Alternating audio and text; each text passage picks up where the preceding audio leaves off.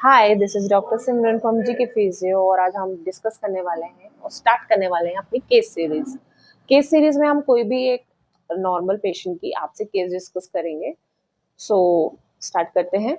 तो आज कुछ दिन पहले हमारे पास एक पेशेंट आए थे जिनको उनके मीडियल एपिकोंडाइल के पास टेंडरनेस थी और पेन था।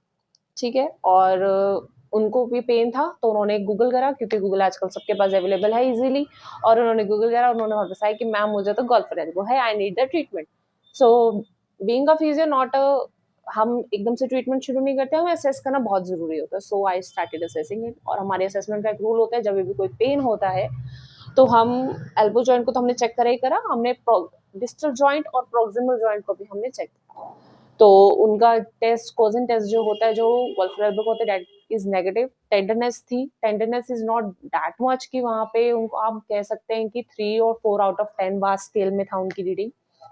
और उनको फ्लेक्शन करते हुए पेन आ रहा था और उसके बाद वो ठीक थे। तो ऐसा नहीं कि एक्सट्रीम फ्लेक्शन में नहीं, in between the flexion ranges उनको पेन था।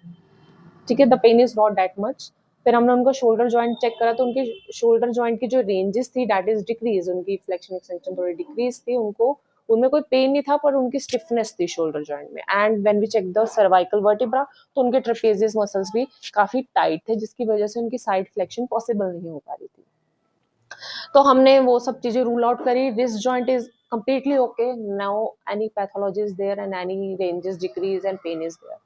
So फिर उसके बाद हमने फिर उनका, जैसे ही हमने शोल्डर को चेक किया, हमने देखा ट्रेपेजियस भी डिक्रीज है, तो हमने क्योंकि कोजन टेस्ट नेगेटिव था तो हम उसको, मेरे हिसाब से हम उसको वोल्फ्रे एल्बो डायग्नोस नहीं करा। हमने उनकी शोल्डर की पैथोलॉजी ठीक करी, जो भी उनको दिक्कत थी, रेंजेस इंप्रूव करी, ट्रेपेजियस की स्ट्रेचिंग करी, उसका रिलीज करा, ड्राई नीडलिंग करी एंड धीरे धीरे शोल्डर की रेंजेस इंप्रूव करी। और यहाँ पे जो भी मीडियल साइड पे हमारा ब्रेकियालिस मसल होता है, जो हमारा फोरआर्म का फ्लेक्शन मसल है, उसको रिलीज करा और साथ ही साथ उस पर भी ड्राई नीडलिंग करी।